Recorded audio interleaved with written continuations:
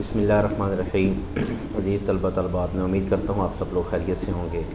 जैसा कि आपको मालूम है, ऑनलाइन क्लासेस में आज हम अपने 4th सेशन की तरफ जा रहे हैं। तो हमने इसमें फार्माकोलॉजी के हवाले से 4th चैप्टर में ऑटोनॉमिक नर्वस सिस्टम की डेफिनेशंस, ऑटोनॉमिक नर्वस सिस्टम क्या है, किस तरह उसमें वर्किंग हो रही है, आपका उसमें न्यूरॉन्स बॉडी किस तरह वर्क कर रही हैं, उनकी उस तमाम जो भी सिनेरियो है उसमें हमने डिस्कशन की है। ठीक है, तो यस्टरडे हमने क्लासेस डिस्कस की हैं कि कौन सी क्लास किस तरह उनकी डिवीजन की जा रही है। तो इसमें हमने एसिटाइलकोलिन की डिस्कशन एसिटाइलकोलिन के इंट्रोडक्शन में बात की थी। तो अगर मैं थोड़ा सा आपको रिवाइज़ करता चलूँ तो इसमें हमने इसकी क्लासेस को 2 हिस्सों में डिवाइड किया है, कोलिनर्जिक ड्रग्स और एड्रिनर्जिक।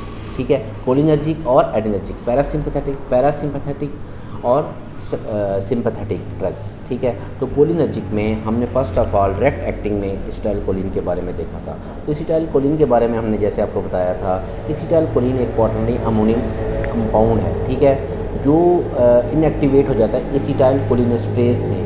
ठीक है, और इसका ड्यूरेशन ऑफ एक्शन जो है बहुत कम है, लेकिन इसकी जो ख़ास बात है, खसूसियत है, उसमें यह है कि ये बोथ एक्ट कर रहा है as a muscarinic as well as nicotinic receptor. ठीक है, तो उसमें हम इसके एक्शन पे जब हम बात करते हैं तो उसके हवाले से फार्माकोलॉजिकली इसका एक्शन कैसे है, और to the muscarinic receptor cardiac effect पे ये bradycardia, decrease of atrioventricular conduction AV, जिसको एवी एब्रीवेटेड है एट्रियोवेंट्रिकुलर कंडक्शन, और decrease of strength of atrium contraction, atrium की जो कंट्रक्शन है उसको डिक्रीज करते हैं। और जो ब्लड वेसल्स के हवाले से है, acetylcholine injection cause release of nitric oxide which dilates the blood veins, जो आपकी वेन्स हैं उनको डायलेट कर देते हैं। ठीक है, तो अगर इसको हम थोड़ा सा ब्रीफली देखें तो इसमें आपको मतलब ये चीज़ समझ आ रही है, ये जो आपका हार्ट रेट है, कार्डिक आउटपुट जो है वो एसिटाइलकोलिन से डिक्रीज़ होती है। ठीक है, डिक्रीज़ करता है आपकी हार्ट रेट को, और इसी तरह डिक्रीज़ करता है आपके ब्लड प्रेशर को। ठीक है, आपका अगर आपकी हार्ट रेट और कार्डिक आउटपुट डिक्रीज़ हो रही है तो डेफिनेटली आपका ब्लड प्रेशर इससे डिक्रीज़ होगा। ठीक है, अच्छा नेक्स्ट इसमें हम देखें कि एसिटाइलकोलिन किस तरह मिमिक कर देता है इसका विगल स्टिमुलेशन। ठीक है, जिसके नतीजे में heart rate and cardiac output इसकी कम हो जाती है। ठीक है, तो इसमें ब्लड प्रेशर में हम देखते हैं injection of acetylcholine cause vasodilation and lowering the blood pressure. जो इसका इंजेक्शन है वो उसको वेजोडाइलेशन काज कर देता है। ठीक है, और आपके जो ब्लड प्रेशर है उसको कम कर देता है।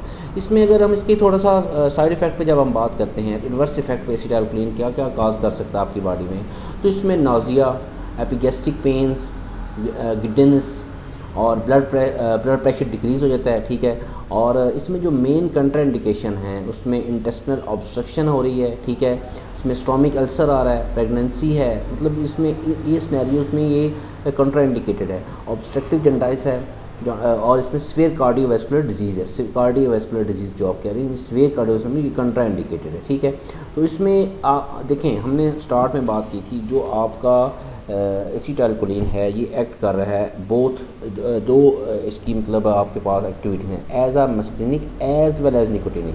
ठीक है, तो एज आ मस्कुलिनिक इसका इफेक्ट क्या है, heart decrease the heart rate and cardiac output. ये heart rate decrease the heart rate and cardiac output, ये जो आपकी हार्ट रेट है उसको डिक्रीज़ करता है, और जो आपकी कार्डिक की आउटपुट है, कंप्लीट आउटपुट, उसको भी ये कम करता है। ब्लड वेसल्स क्या करते हैं, it cause vasodilation and decrease BP, ये आपकी वेजोडाइलेट करता है, आपकी जो वेसल्स हैं उनको डायलेट करता है, और आपकी जो ब्लड प्रेशर उसको डिक्रीज़ करता है। जीआईटी में इसका क्या है, it increase the salivary and intestinal secretion, salivary और इंटेस्टिनल जो इंटेस्टाइन के हवाले से जो आपके लार्ज और स्मॉल इंटेस्टाइन की सेक्रेशंस हैं और जो आपका स्लाइवा की रिलीज़ है उसको ये इंक्रीज़ करता है। Increase intestinal motility and relax sphincters, उसको आपके जो स्फिंक्टर है उसको ये रिलैक्स करता है और इसकी मोटिलिटी को इंक्रीज़ कर देता है। ठीक है, और इसमें रेस्पिरेटरी सिस्टम के हवाले से जब हम बात करते हैं तो ये ब्रोंको कंस्ट्रिक्शन कर देता है, जो आपके ब्रोंकाई हैं उनको कंस्ट्रिक्ट करता है और इंक्रीज़ कर देता है सेक्रीशंस को, ये आपकी जो सेक्रीशंस हैं उनको क्या कर देता है, इंक्रीज़ कर देता है। ठीक है, जब ये यहाँ तक बात देखें, हम आपने तीन सिस्टम की बात की। हार्ट पे इसका इफेक्ट देखा, हार्ट रेट को डिक्रीज़ कर रहा है, कार्डियक आउटपुट को भी डिक्रीज़ कर रहा है, ठीक है। ब्लड वेसल्स को डायलेट कर रहा है, जीआईटी में क्या कर रहा है, इंक्रीज़ कर रहा है सेक्रीशंस को, ठीक है। और अगर रेस्पिरेटरी सिस्टम पे बात करें तो ये ब्रोंको कंस्ट्रिक्शन काज कर रहा है। जब अब आगे आते हैं आई पे, तो ये आप इसका आईज़ पे, आपकी आईज़ पे क्या इफेक्ट है, ये म्यूसिस काज करता है। Miosis excessive constriction of pupil of eye. Miosis क्या होता है, एक्सेसिव कंस्ट्रिक्शन होती है आपका जो इसमें आपके प्यूपल आपके आई की उसकी। और आई पे और क्या है, accommodation of near vision, accommodation of near vision, ठीक है। और डिक्रीज़ करता है the IOP due to increase in outflow of aqueous humour. उसके आउटफ्लो, इक्वस ह्यूमर के आउटफ्लो की वजह से ये इंक्रीज़ करता है, ठीक है। IOP क्या है, इंट्रा ऑक्यूलर प्रेशर, आपकी आई पे आपके इंट्राओकुलर प्रेशर को ये डिक्रीज़ करता है। किसकी वजह से, आपका आउटफ्लो जो है इक्वस आउटफ्लो ह्यूमर का, वो इंक्रीज़ होने की वजह से, ठीक है। नेक्स्ट, यूरिनरी ट्रैक्ट पे इसका क्या इफेक्ट है, यूरिनेशन काज करता है, ठीक है। एक्सक्रीशन ऑफ जेंडल इन मेल, एक्सक्रीशन काज करता है जेंडल इन मेल में, ठीक है। सेंट्रल नर्वस सिस्टम पे cause excitatory effect and effect on learning, short term memory and अरूवल, ठीक है। तो आपका central nervous system, urinary system, eye, respiratory system, GIT, blood vessels और हार्ट पे किस तरह आपका ये as a muscarinic receptor act कर रहा है, ठीक है। नेक्स्ट हमारे पास है एज अ निकोटिनिक रिसेप्टर। तो निकोटिनिक के हवाले से जब हम बात करते हैं तो ये as a nicotinic stimulates sympathetic and parasympathetic ganglia. Ganglia क्या है, आपके सेल बॉडीज जो है, नर्व सेल बॉडीज है, तो ये क्या करता है, इंक्रीज़ कर देता है सिंपैथेटिक और parasympathetic ganglia. At high dosages stimulates sympathetic ganglia leading to release, sodium की रिलीज़ को की तरफ लेके जाता है, और जिसकी वजह से टैकीकार्डिया एंड ब्लड प्रेशर की आपकी जो हार्ट बीट है, टैकीकार्डिया हार्ट बीट को इंक्रीज़ कर देता है, जिसको आपका ब्लड प्रेशर भी इंक्रीज़ हो जाता है। देखिए उधर डिक्रीज़ हो रहा था, एज अ निकोटिनिक की इंक्रीज़ कर रहा है, किसकी वजह से, स्टिमुलेट करता है आपके सिंपैथेटिक गैंग्लिया को, जो आपकी सोडियम को रिलीज़ करवाते हैं। सोडियम की रिलीज़ की वजह से आपका ब्लड प्रेशर बढ़ जाता है। आपका जब ब्लड प्रेशर बढ़ जाता है, आपकी हार्ट बीट बढ़ जाती है, हार्ट रेट बढ़ जाता है, ठीक है। Contraction of skeletal muscle by interacting with nicotinic receptor at motor end plate, ठीक है। कॉन्ट्रैक्शन हो रही है, स्केलेटल मसल्स की कॉन्ट्रैक्शन हो रही है, किसकी वजह से, by interacting with nicotinic receptor at motor end plate. High dosages intra artery twitching and facilitation, IV no effect because of rapid hydrolysis of acetylcholine. IV के थ्रू कोई effect नहीं आ रहा क्योंकि हार्ड लॉसेज हो रही है, आपका एसिटाइलकोलिन हाइड्रोलाइज हो रहा है, ठीक है। तो नेक्स्ट आगे इसमें हमारे पास इसका थेराप्यूटिक यूज़ है। It is used as an ophthalmic solution used in eye for chronic treatment of glaucoma. Glaucoma के ट्रीटमेंट के लिए आपका एसिटाइलकोलिन इस्तेमाल हो रहा है। ग्लाकोमा क्या चीज़ है, glaucoma is a group of I condition, ये आपकी आई कंडीशन है, open glaucoma, close glaucoma. Group question था ना, ग्रुप ऑफ ग्लाकोमा से क्या बात है, ग्रुप ऑफ डिजीज़ है, इसमें आपकी एक तो ओपन एंगल ग्लाकोमा और क्लोज एंगल ग्लाकोमा के बारे में हम बात कर सकते हैं। तो ये जो is a group of I conditions that damage the optic nerves, जो आपकी ऑप्टिक नर्व्स हैं, आई के नर्व्स हैं, उनको ये डैमेज कर देता है। The health of which is vital for good vision, कि जो आपकी ऑप्टिक नर्व्स हैं उनकी जो सेहत है, उनकी जो एक्टिविटी है, जो आपकी सही से देखने की गुड विजन के लिए ज़रूरी है, उसको उस पर इसका जो है उसको डैमेज कर रहे हैं। उसमें जब डैमेज होते हैं जब आपकी ऑप्टिक नर्व, तो ग्लाकोमा की तरफ लेके जा रही हैं। This damage is often cause by abnormally high pressure in your eye. जब आपकी आई में हाई प्रेशर हो तो ये आपकी जो नर्व्स हैं वो मेनली डैमेज रहती हैं। Glaucoma is one of the leading cause of blindness, अंधापन। ग्लाकोमा उसकी वजह है क्योंकि जो आपकी ऑप्टिक नर्व्स हैं जो आपको देखने में मेन हेल्पफुल साबित होती हैं, जब वही डैमेज हो जाएंगी तो ये आपको ब्लाइंडनेस की तरफ लेके जाएगा। किसके एज के बाद, ओवर एज ऑफ 60 ईयर, ठीक है। यहाँ तक हमने एसिटाइलकोलिन की बात की। आपका जो एसिटाइलकोलिन है वो आपके एसिटाइलकोलिन स्टेज से इनएक्टिवेट हो जाता है, ठीक है। उसका एक्शन और ड्यूरेशन ऑफ एक्शन जो है वो बहुत कम है, ठीक है। वो एज अ मस्टिनिक और निकोटिनिक दोनों तरह के इफेक्ट कर रहा है आपकी बॉडी में, ठीक है ना। यहाँ तक इसमें कोई कंफ्यूजन वाली चीज़ नहीं है। बाकी हमने इसके इफेक्ट के बारे में बात की है कि एज अ मस्टिनिक वो किस तरह ब्लड प्रेशर को डिक्रीज़ कर रहा है, निकोटिनिक में किस तरह वो इंक्रीज़ कर रहा है। उसके साइड इफेक्ट की हमने बात की है कि जिसकी वजह से डायरिया हो रहा है, मोसिस हो रहा है, नोजिया हो रहा है, ठीक है, यूरिनरी अर्जेंसी आ रही है, ब्रेडिकार्डिया आ रहा है, ब्रोंको कंस्ट्रिक्शन है, ईवी ब्लॉक हो रहा है, फ्लशिंग, सेल्वेशन, ये मतलब सारे इसके आप इसको इसमें कंसिडर कर सकते हैं, इसके साइड इफ़ेक्ट्स हैं। और जब इसकी थेराप्यूटिक यूज़ की हम बात करेंगे, मेनली अगर आप जेल में इसकी जस्टिफिकेशन है, तो आप इसको यूँ डिस्क्राइब कर सकते हैं कि अगर आपको इसको ऑप्थेल्मिक सॉल्यूशंस के हवाले से इसकी बात करें, तो अगर कोई चीज़ आपके लिए फ़ायदेमंद है तो वो क्या चीज़ है, वो आपकी एसिटाइलकोलिन ही है, जो मतलब आपके लिए हेल्पफुल साबित होती है, ठीक है। तो इसमें नेक्स्ट हमारे पास है कोलिनर्जिक। ये क्लास थी कोलिनर्जिक एगोनिस्ट की। अभी हम बात कर रहे हैं कोलिनर्जिक एंटागोनिस्ट की। तो सबसे पहले कोलिनर्जिक एंटागोनिस्ट की जब हम बात करते हैं तो आपका जो साइड है वो है एट्रोपिन। एट्रोपिन के हवाले से थोड़ा सा इसकी जब इंट्रोडक्शन पे बात करते हैं तो atropine is a tertiary amine belladonna alkaloid. ये एक होता है टेट्रा, एक होता है मतलब टर्शियरी 4 अमाइन ग्रुप है इसमें। जिस अगर इसका मतलब ये आपके ऑब्जेक्टिव वाले से बात है, अल्कलाइड्स की मुख्तलिफ इकसाम है।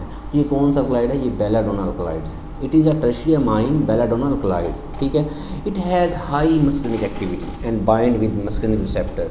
देखें अब यहाँ आप कोलिनर्जिक एगोनिस्ट और कोलिनर्जिक एंटागोनिस्ट एसिटाइलकोलिन और एट्रोपिन का आपस में डिफरेंशिएशन के लिए एक पॉइंट लेके बैठे हुए हैं, ठीक है, कि वो as a muscarinic as well as nicotinic act कर रहा है। लेकिन जो आपका एट्रोपिन है वो just as a muscarinic receptor muscarinic activity अपनी शो करवा रहा है, ठीक है। जब ये आपकी मस्कुलिनिक एक्टिविटी शो करवाता है तो वो बाइंड होता है मस्कुलिनिक रिसेप्टर के साथ। लेकिन यहाँ एक चीज़ जो काबिल गौर है, ये एज अ कम्पिटिटिवली ये बाइंड कर रहा होता है, मतलब कंपटीशन में बाइंड करता है कि एसिटाइलकोलिन की बाइंडिंग से बढ़ के अपनी बाइंडिंग इधर करवा रहा होता है, ठीक है। तो इसलिए इसको मतलब ये आपका मस्कुलिनिक एक्टिविटी से ज़्यादा है, क्योंकि स्पेशल मस्कुलिन के लिए वो निकोटिन रिसेप्टर के साथ भी बाइंड करता है और मस्कुलिनिक रिसेप्टर के साथ भी बाइंड करता है। तो उसकी जो बाइंडिंग डिपेंड करती है। जैसे आपके स्टेटमेंट के हवाले से bind with the muscarinic receptor as a competitively competition में by preventing acetylcholine from binding. Acetylcholine को बाइंडिंग से प्रिवेंट करते हुए ये इसमें बाइंड हो रहा है, ठीक है। तो अगर हम इसकी बात करें कि ये मस्कुलिनिक रिसेप्टर है और मस्कुलिनिक रिसेप्टर से ज़्यादा एफिशिएंसी ज़्यादा अच्छे तरीके से ये बाइंड करता है एज अ एसिटाइलकोलिन। ये एसिटाइलकोलिन की बाइंडिंग को ब्लॉक भी कर सकता है और करता भी है। Atropine act as a both centrally and peripherally. वो आपका दिमाग और आपकी पेरिफेरीज जो हैं बोथ उन दोनों में एक्ट कर रहा है एट्रोपिन। एसिटाइलकोलिन की जो एक्शन है वो लिमिटेड है, जबकि एट्रोपिन है बोथ सेंट्रली और पेरिफेरली दोनों तरह के एक्ट कर रहा है। Its duration of action is about 4 hours except eyes. कि आइज़ में इसका जो एक्शन है वो डेज़ तक जा सकता है, action may be leads days, ज़्यादा दिन इसका असर रहता है। लेकिन जहाँ तक बात है इसकी एक्शन की टैबलेट फॉर्म या मतलब आपकी बॉडी में, तो इसमें ये 4 घंटे तक इसका असर है। लेकिन अब हम यहाँ अगर थोड़ा सा डिफ्रेंशिएट करें एसिटाइलकोलिन को और आपके इसको एट्रोपिन को, तो इसकी डिफ्रेंशिएशन हमने देखें यहाँ तक हम मतलब इसको तवज्जो से सुने तो आपकी सांस के साथ इन चीज़ों की मतलब तैयारी हो सकती है कि एसिटाइलकोलिन में क्या है जी, वो as a muscarinic as well as nicotinic. Atropine just as a muscarinic receptor act कर रहा है, ठीक है। Atropine both centrally and peripherally act कर रहा है, जबकि एसिटाइलकोलिन में ऐसा नहीं है। इसी तरह उसके ड्यूरेशन अफेक्शन पे जब बात करते हैं तो उसका ड्यूरेशन अफेक्शन बहुत कम है, फ्यू मिनट्स उसका ड्यूरेशन अफेक्शन, जबकि इसका जो ड्यूरेशन अफेक्शन है वो 4 आवर है, ठीक है।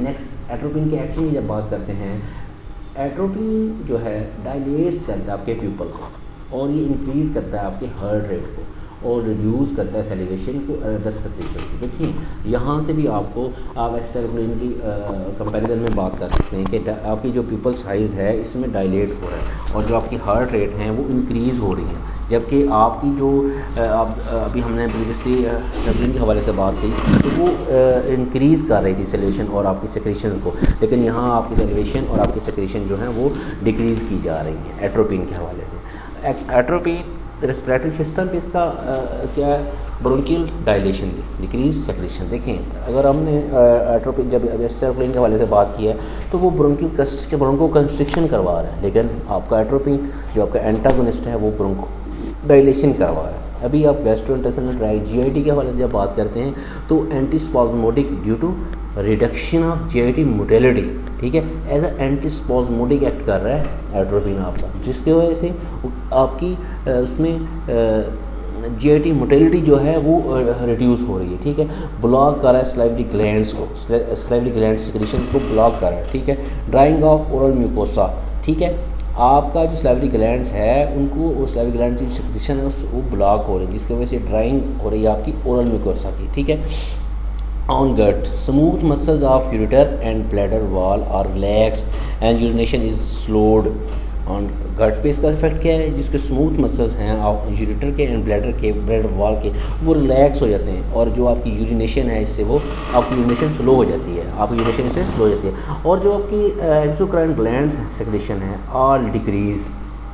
जो आप देखें मेनली शुरू में हमने बात करी कि जो ग्लैंड की सेक्रेशन है वो डिक्रीज़ हो रही है, ठीक है। तो जब हम बात करें कि मिल्क के अलावा जितनी बाकी सेक्रेशन आपको स्वेट ग्लैंड्स हैं, बाकी जितनी भी किस्म के ग्लैंड्स हैं वो इसमें आपके डिक्रीज़ हो रहे हैं, ठीक है।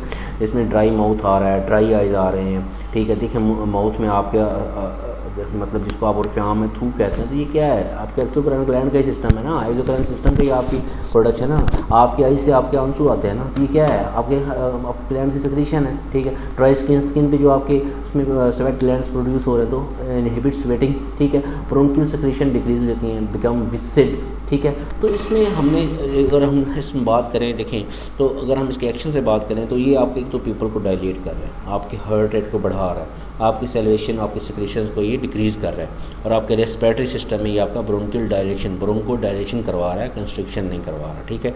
ये एज अ एंटीस्पाज्मोटिक एक्ट कर रहा है, रिडक्शन ऑफ GIT मोटेलिटी, ठीक है, और ये आपके स्लाइवरी ग्लैंड सिक्रेशन को कम कर रहा है, ठीक है। गट पे जो आपकी स्मूथ मसल और यूरेटर ब्लैड वॉल जो रिलैक्स हो रही है, ठीक है, और यूरिनेशन जो आपकी कम हो रही है, किसकी वजह से, एट्रोपिन के एक्शन की वजह से।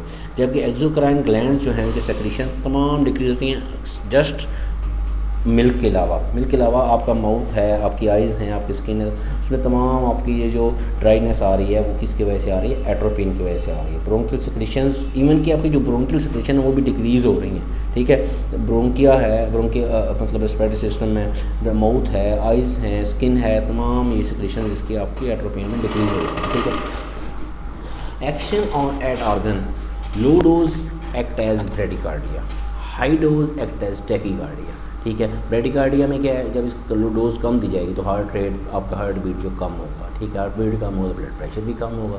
जब आप इसको हाई डोज में देंगे तो टैकीकार्डिया आएगा तो उसका ब्लड प्रेशर भी बढ़ेगा, ठीक है। Bronchial dilation and decrease secretion, decrease GIT motility, decrease salivation and sweating मटेरियसिस, ठीक है। अच्छा, मेन चीज़ जो है इसकी क्लिनिकल यूजेज है, इसमें pre anaesthetic to prevent respiratory secretion, pre anaesthesia से पहले प्रिवेंट करता है रेस्पिरेटरी सेक्रेशंस को, ठीक है। Low dose for tachycardia, high dose for bradycardia. Side effects में ड्राई माउथ, अभी हमने पीछे से बात की है, एक्शन में बात, अभी इसके साइड इफेक्ट की बात करें तो ये रिटेंशन और टैकीकार्डिया, ठीक है। स्पेशल नोट में जब हम बात करते हैं तो कंट्राइंडिकेटेड है, तो 3 चीज़ों में ये हम इसको एडमिनिस्टर नहीं कर सकते। उसमें आपका ग्लाकोमा, अभी हमने पिछली स्लाइड में बात की है ग्लाकोमा के बारे में, ठीक है। ग्लाकोमा आपका जिसकी वजह से आपकी जो नर्व आपकी हैं, ऑप्टिक नर्व्स वो डैमेज रहती हैं, जो आपका मतलब विजन आपका डिस्टर्ब हो जाता है, ठीक है। इसमें भी आपने BPH किया है, BPH stand for benign prostatic hyperplasia, benign prostatic hyperplasia. इसमें प्रोस्टेट ग्लैंड इनलार्जमेंट आ रही है, जो आपका प्रोस्टेट ग्लैंड है वो इनलार्ज बढ़ा जाता है। तो ये जो मतलब चीज़ें कंट्राइंडिकेटेड जहाँ बताया गया, तो इसमें ये हम यूज़ नहीं करेंगे, एट्रोपिन यूज़ नहीं कर सकते, ठीक है। ऑब्स्ट्रक्शन बाउल डिजीज़ में और अस्थमा पेशेंट में आप एट्रोपिन को यूज़ नहीं कर सकते। एट्रोपिन की यूजेस के हवाले से मतलब अगर मैं उसको शॉर्ट नोट बताऊँ, glaucoma, prostate gland, bowl disease और अस्थमा के पेशेंट को हम इसको यूज़ नहीं कर सकते। इसके जो साइड इफ़ेक्ट में आपके पास respiratory secretions, low dose of tachycardia, dry mouth, retention और टैकीकार्डिया इसमें कंसीडर किया जा रहा है। तो एट्रोपिन के हवाले से मतलब अगर हम इसको देखें तो इसमें आपका सेक्रीशंस कम्प्लीटली इसमें आपकी सेक्रीशंस जो है वो कम्प्लीटली वो हो रही हैं। तो अगर हम इसकी फार्माकोकाइनेटिक्स के बारे में बात करें इसी से मतलब, तो इसकी एट्रोपिन है अब्जॉर्ब रैपिडली अब्जॉर्ब होती है, इससे आपकी GIT ट्रैक से रैपिडली अब्जॉर्ब होती है, ठीक है, partially metabolise by the liver and eliminated preliminary in the urine. It has half life of about 4 hours. इसकी हाफ लाइफ क्या है? 4 आवर्स। देखें अब 4 चीज़ें मैं बता रहा हूँ। एट्रोपिन क्या है? ऑब्जर्व हो रही है फर्स्ट से GIT ट्रैक से, गैस्ट्रोइंटेस्टाइनल ट्रैक से, और मेटाबोलाइज पार्शली मेटाबोलाइज हो रही है इससे आपकी लिवर से। इसका मतलब अगर हम इसको समराइज़ करें, और ये एलिमिनेट हो रही है यूरिन से इसकी एलिमिनेशन है पार्शली मेटाबोलाइज लिवर से, और ऑब्जर्व कहाँ हो रही है आपकी इसमें आपके अब्जॉर्प्शन के वाले जब हम बात करें तो ये आपकी इसमें अब्जॉर्ब हो रही है GIT ट्रैक में, ठीक है। बाकी इससे जगह जैसे हमने पिपल डायलेशन की बात की है तो आपके इसके एट्रोपिन की वजह से इसका ब्लड विजन भी हो सकता है। ब्लड विजन, कॉन्स्टिपेशन और increase in temperature, effect on central nervous system include restlessness, confusion. देखें आपकी सेक्रेशंस नहीं हो रही तो ये आपके साइड इफ़ेक्ट्स इसमें कंसीडर किए जा सकते हैं, ठीक है। तो यहाँ तक हमने एट्रोपिन के हवाले से इसको हमने एलेबोरेट किया कि एट्रोपिन क्या है? टर्शियरी अमाइन पेलाडोना अल्कलाइड है, ठीक है। तो ये एज अ मस्करीनिक रिसेप्टर एक्ट कर रहा है। तो इसकी मस्करीनिक रिसेप्टर इसकी बाइंडिंग जो हो रही है वो कम्पिटिटिवली हो रही है, मतलब कंपटीशन में ये ब्लॉक करता है, बाइंड करता है किसको? इसकी जो एसिटाइलकोलिन की बाइंडिंग है उसके मुकाबले में ये बाइंड कर रहा था, ठीक है। तो इसके एक्शन के हवाले से जब हमने बात की कि इसकी प्यूपल साइज डायलेट हो रहा है, GIT में जब हम बात की एज एंटी स्पॉज्मोटिक एक्ट कर रहा है to reduce the activity of GIT। Salivary glands में हमने बात की है तो रेस्पिरेटरी ट्रैक में हम रिड्यूस करता है सेक्रीशंस, ठीक है। At low dose it cause cardiac rate bradycardia, decrease कर रहा है cardiac with high dose cardiac rate increase कर रहा है। और जो आपके स्वेट ग्लैंड्स हैं या बाकी जो आपके एक्सोक्राइन ग्लैंड्स हैं उसके हवाले से ये आपके ग्लैंड्स की सेक्रीशंस हैं उसको आपकी सेक्रीशंस को ये रिड्यूस कर देता है एट्रोपिन, ठीक है। तो यहाँ तक मतलब हमारा एट्रोपिन के हवाले से इसकी डिस्कशन थी कि एट्रोपिन किस तरह आपकी बॉडी में इफ़ेक्ट कर रहा है। तो नेक्स्ट टाइम इंशाल्लाह जो बाकी हमारी इसकी कोलिनर्जिक और एडर्जिक की क्लासेस हैं उसमें फाइजोस्टिकमीन है हमारे पास, इकोथायोफेट है, ठीक है, और मेगालामाइन है। तो इसमें हम इंशाल्लाह आप लोग कोशिश करें इसको भी बखूबी पढ़ें, देखें, और नेक्स्ट टाइम इंशाल्लाह कल 3 से 4 क्लासेस जो हैं इनको हम माइंड अप करें, क्योंकि ये हमारी रिवीजन है जिसमें हम ज़रा थॉरली चीज़ों को लेके चल रहे हैं। तो आप तवज्जो से इन चीज़ों को सुने, और अगर आपकी कोई क्वेरीज़ हैं तो आप लोग उनको नोट डाउन करके डिस्कस ज़रूर करें, ठीक है, ताकि आपके लिए ये चीज़ें और ये जो सब्जेक्ट है और ये जो प्रैक्टिस है बेनिफिशियरी रहे, ठीक है। अगर कहीं भी आपको कन्फ्यूजन हो रही है तो आप उसको नोट डाउन करें, ठीक है।